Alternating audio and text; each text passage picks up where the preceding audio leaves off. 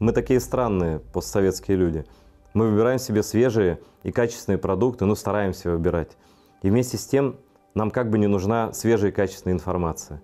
Мы готовы платить за еду, но не готовы платить за журналистику, за правду. Хотя на самом деле второе гораздо важнее.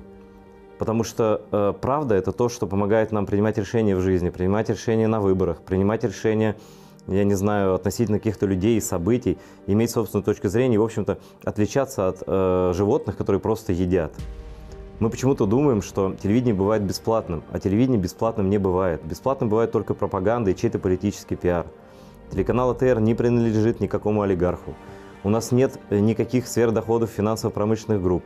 Мы живем и зарабатываем и выживаем как можем. Но зато мы имеем роскошь говорить вам правду, говорить то, что думаем. У нас нет цензуры, у нас нет политических заказов. Мы работаем вот лично для вас, и мы можем смотреть вам прямо в глаза.